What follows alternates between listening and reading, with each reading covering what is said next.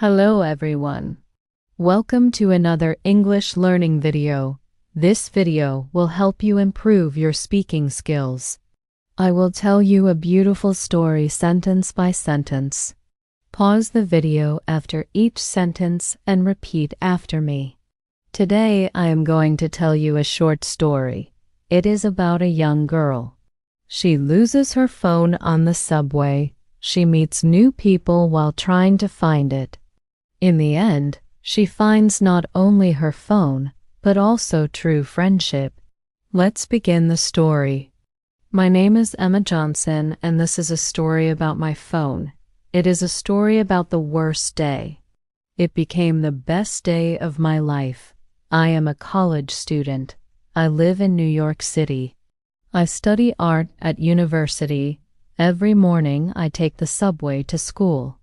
That Tuesday morning started like any day. I woke up late. I grabbed my bag. I ran to the subway station. The train was very crowded. I found a small space near the door. People pushed me from all sides. My phone was in my jacket pocket. I always kept it there. The train stopped at my station. I pushed through the crowd. I walked up the stairs. Then I reached for my phone. My pocket was empty. My heart stopped. My phone was gone. All my photos were on that phone. My contacts, my music, everything. I ran back down to the subway platform. The train was already gone. I asked the station worker for help. "Sorry, miss," he said. "Lost phones are hard to find. You can try the lost and found office." I felt terrible. How could I be so careless? I decided not to give up. I will find my phone somehow. First, I went to the lost and found office. A kind old woman worked there. She looked through boxes of lost items. "No phones today, dear," she said. "Check back tomorrow." People bring things later. I walked around the subway station. I asked everyone I could find. Nobody had seen my phone. Then I had an idea. Maybe someone found my phone. Maybe they were trying to return it. I needed to use another phone. I needed to call my phone. I saw a coffee shop across the street. I went inside. I asked the owner if I could use his phone. "Sure," said the man. His name was Carlos. "What happened?" he asked. I told him about my lost phone. He listened carefully. "You know what?" Carlos said, "My nephew works for the subway. Maybe he can help you." Carlos called his nephew. His name was Alex. Alex agreed to meet me after work. I felt hope for the first time that day. Alex met me at the coffee shop that evening. He was about my age. He had friendly eyes. He had a warm smile. "Carlos told me about your phone," Alex said. "I work in the subway control room. We have cameras everywhere." My heart jumped. "Can you check the cameras?" I asked. "I can try," Alex said. "But I need details." I told him everything. The train number, the time, even what I was wearing. "Come with me," Alex said. "Let me show you something." We walked to the subway station. Alex took me through a special door. It was marked staff only. We went down a long hallway. "This is where we watch the trains," Alex said. "We keep people safe." The control room was amazing. There were dozens of screens. They showed all parts of the subway. There I pointed to one screen. "That is the platform where I got off." Alex started checking the camera recordings. We watched the screen carefully. Alex found the right train and time. "Is that you?" Alex asked. "Yes, that is me," I said. The train arrived. It was very crowded. People pushed everywhere. Then we saw something interesting. A tall man in a blue jacket stood close to me. When the train stopped, he got off quickly. Alex made the video play slower. We saw the man bump into me. Something fell from my jacket pocket. There, I shouted. My phone fell out. We saw a teenage girl pick up my phone. She looked around. I was already walking up the stairs. The girl took a piece of paper from her backpack. She wrote something on it. Then she stuck the note on the subway wall. "Can you zoom closer?" I asked. Alex made the picture bigger. The note said, "Found phone. Owner, please come to Central Park tomorrow at 3:00 p.m. I will wait by the big fountain." Sarah, what a smart and kind girl, I said. Alex looked at the clock. "It is already evening," he said. "But what if someone else takes the note?" I worried. "Do not worry," Alex said. "Let me check if the note is still there." We went to the platform. Alex showed me where the girl had put the note. The wall was empty. "Oh no," I said sadly. "Someone took it down." Alex had another idea. "Maybe the girl will check the wall again," he said. We went back to the control room. Alex checked the camera feeds from that afternoon. "Look," Alex pointed to the screen. "There she is." The girl looked at the wall. She looked sad. Then she wrote a new note. She put it on the station notice board. "She put it on the notice board," I said. We ran to the platform. The white paper had clear writing. "Found phone. Owner, please come to Central Park tomorrow at 3:00 p.m. I will wait by the big fountain. Sarah." "Perfect," I said. "Now I know where to meet her." The next day, Alex met me at the coffee shop. Carlos gave us free coffee. He wished us luck. "Are you nervous?" Alex asked. "A little," I said. "What if the girl does not come?" "She will come," Alex said. "She worked hard to help you." We arrived at Central Park at 2:45 p.m. The big fountain was easy to find. At exactly 3:00 p.m., I saw a girl walking toward the fountain. She had a backpack. She looked around carefully. "That is her," I said. The girl sat on a bench. She took out my phone. She held it so people could see it.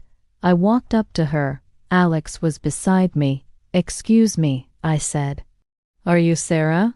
I think you found my phone." Her eyes got wide. "Yes, I am Sarah. Is this your phone?" "Yes, that is mine," I said happily. "Thank you for keeping it safe." Sarah smiled. "I put up 2 notes to make sure you saw it." Alex explained. "We saw your note on the subway camera." Sarah looked surprised. "Camera?" she asked. I explained everything. How I lost my phone. How I met Alex. How we found her through the cameras. "You are smart to leave notes," I said. "Thank you for not giving up." "You do not need to thank me," Sarah said. "I am just happy to help." I wanted to do something special. Sarah kept my phone safe. She wrote multiple notes. "Do you like art?" I asked Sarah. "Yes," she said. "I love to draw, but I am not very good." "Everyone can learn art," I said. "Would you like me to teach you?" "I go to art school." Sarah's face lit up. "Really? You would do that?" "Of course," I said. "You help me so much." Alex spoke up. "Sarah, do you like music too?" "I love music," she said. "I play guitar. I am a musician," Alex said. "Maybe we can all be friends." 2 days ago, I lost my phone. I felt terrible. Today, I found my phone. I also made 2 new friends. Alex had become more than a friend. He was kind, funny, and talented. Sarah felt like a younger sister. She was smart and creative. I loved teaching her about art. You know what? I said, "Losing my phone was the best thing that ever happened." "Why?" Sarah asked. Because it brought us together, I said. I found friendship and love. Alex took my hand. I found the most amazing girl in New York City. Sarah laughed, and I found the best art teacher in the world. We sat together. We watched the sunset over the city. My phone was safe in my pocket. My heart was full of joy. Sometimes when you lose something, you find something even better. I hope you enjoyed the story. Remember to practice by listening and repeating every sentence. Listening and repeating will make your English speaking more clear and confident.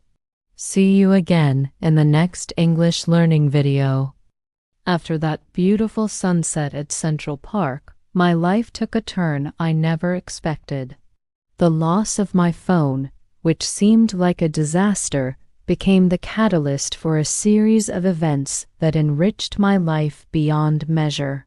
In the following weeks, I found myself immersed in new friendships and experiences that taught me the true value of human connection.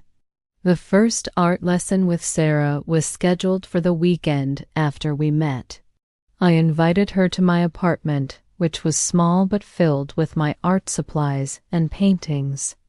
Sarah arrived punctually, her backpack slung over one shoulder and a sketchbook in hand.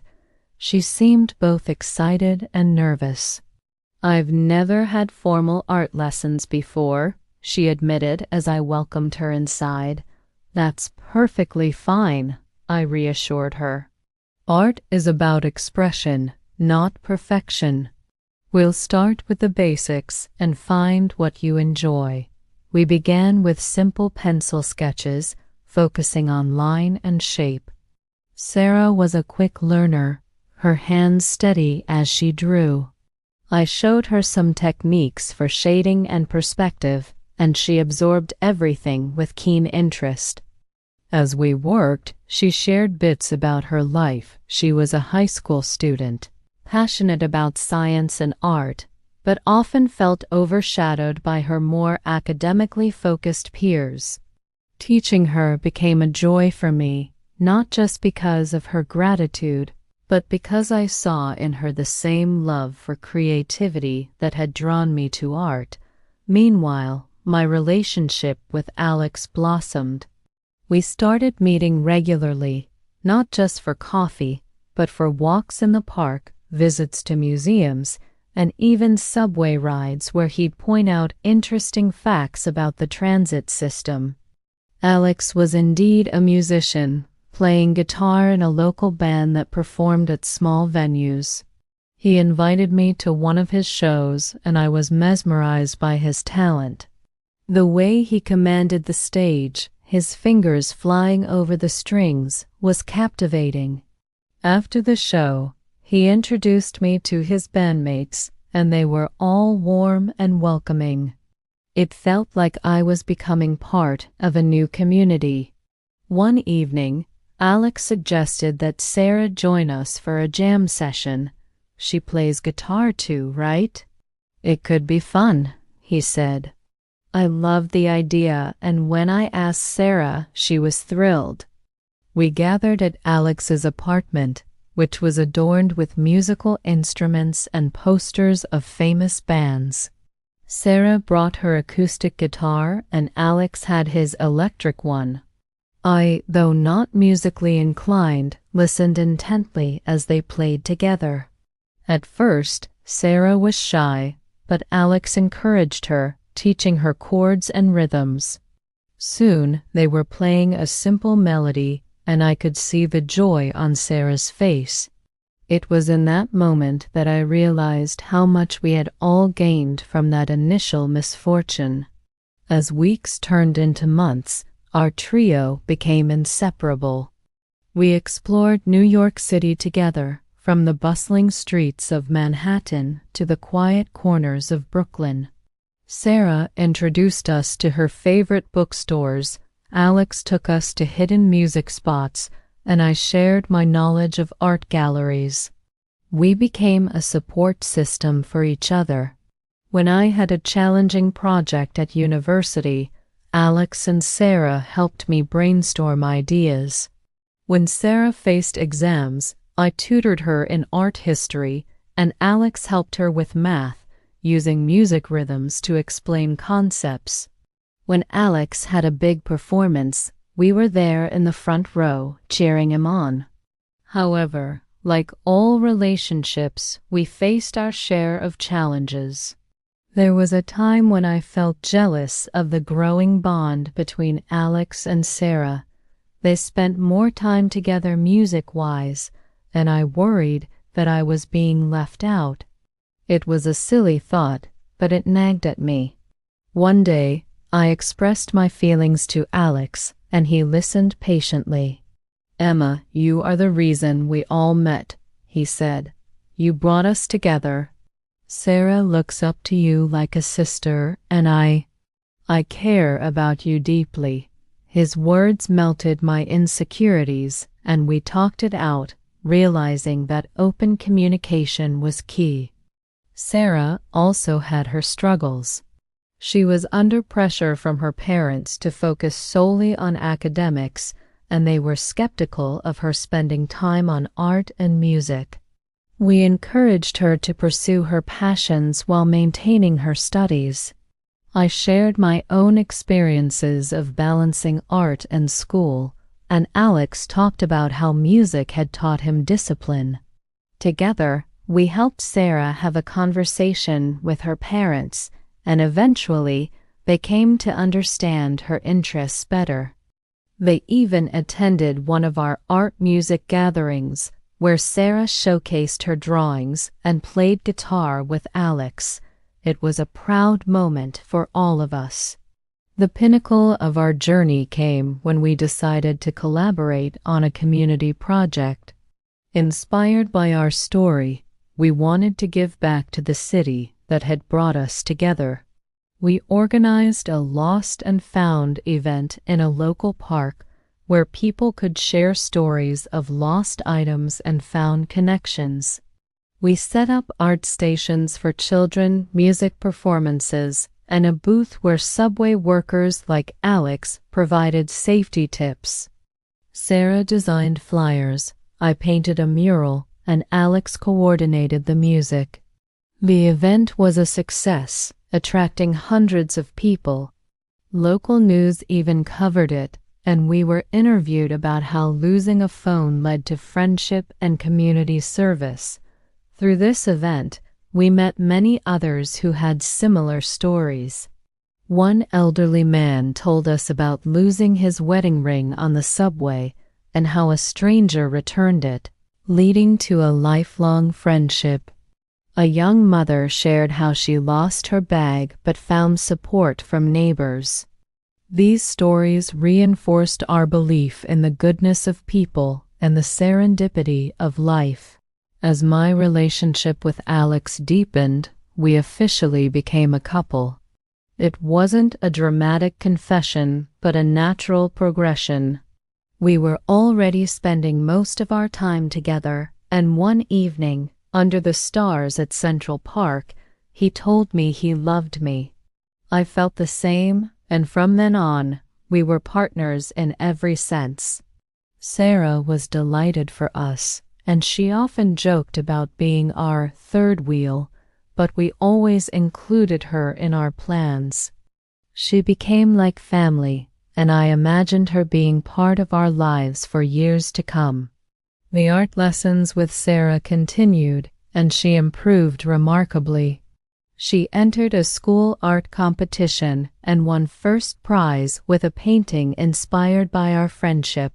The painting depicted the subway, the lost phone, and the three of us at the fountain, with vibrant colors symbolizing joy and connection. It was displayed at her school, and we all attended the ceremony. Seeing her proud smile was one of the happiest moments of my life. Alex's band started gaining more recognition, and they were offered a record deal. He was overjoyed but also nervous about the changes it might bring. We discussed it as a group, and Sarah and I assured him of our support. I helped design album covers, and Sarah wrote a song with him. It was a collaborative effort that strengthened our bond. Throughout all this, I never forgot the initial lesson that sometimes loss leads to greater gain. I started a blog to share our story and the stories of others, emphasizing the importance of kindness and community. The blog gained a following, and I received messages from people around the world who were inspired to reach out and connect with others. It became a platform for positive stories, and I involved Alex and Sarah as contributors. As the year progressed, we faced a new challenge when Sarah's family decided to move to another state for her father G's job. It was heartbreaking news, but we were determined to stay connected. We planned regular video calls, and Sarah promised to visit during holidays. We also decided to start a long-distance art and music project where we would create collaborative pieces online. Technology, which had once been a source of loss, now became a tool for maintaining our friendship. The day before Sarah moved, we had a farewell gathering at the coffee shop where it all began. Carlos, the owner, had become a dear friend, and he prepared a special meal for us. We reminisced about the first day I lost my phone and how a simple act of kindness had spiraled into such beautiful relationships. Sarah gave me a sketchbook filled with drawings of our memories, and Alex gave her a custom guitar pick with her name on it. We cried, but we also laughed, knowing that distance wouldn't break our bond. After Sarah moved, Alex and I continued our lives in New York, but with a void that only Sarah could fill. However, we adapted. We visited her twice a year, and she came back for summers. Our online collaboration flourished, and we even exhibited our work in a virtual gallery. Sarah's art evolved, and she decided to pursue art in college, thanks to the confidence she gained from our lessons. Alex and I grew closer, and after graduation, we moved in together. We adopted a cat and named it Phony as a humorous reminder of how we met. Our apartment became a hub for creative gatherings, where friends old and new would come for art jams and music nights. We maintained ties with Carlos, who expanded his coffee shop to include a small gallery space for local artists featuring our work. Years later, when Alex proposed to me at the same Central Park fountain, it felt like a full-circle moment. Sarah was there, having flown in secretly for the occasion. She was my maid of honor at our wedding, and Alex's band played at the reception. Our story was shared in the wedding speech, and there wasn't a dry eye in the house. The loss of a phone seemed trivial in the grand scheme, but it taught me that life's unexpected twists can lead to the most precious gifts. I learned that vulnerability, asking for help, reaching out to strangers, can open doors to profound connections. In a city as vast as New York, it's easy to feel alone, but our story showed that community is everywhere if you're open to it. I also learned about resilience. When I lost my phone, I could have given up, but I persisted, and that persistence led me to Carlos, Alex, and Sarah. It taught me that setbacks are often setups for comebacks, and that every problem has a solution if you're willing to look for it. Moreover, our friendship transcended age and background. I was a college student, Alex a subway worker, and Sarah a high school student. Yet, we found common ground in art, music, and shared values. It reinforced the idea that friendships do and have to be based on similarity, but on mutual respect and support. In terms of personal growth, I became more confident in my teaching abilities. Helping Sarah with art made me realize that I could be a mentor, and I eventually started teaching art classes for children in my community. Alex continued his music career, but he also became involved in youth programs, teaching guitar to underprivileged kids. Sarah pursued a degree in art therapy, combining her love for art and science to help others. Our story also had a ripple effect. Carlos's coffee shop became known as a place where lost items were often returned. Thanks to a bulletin board we set up for lost and found notices. The subway station where I lost my phone installed more cameras and improved lost and found services, partly due to Alex's advocacy. We like to think that our experience contributed to making the city a bit kinder and more connected. As I look back, I'm grateful for that Tuesday morning when I woke up late and rushed to the subway. If I hadn't lost my phone, I might never have met Alex and Sarah, and my life would have been different.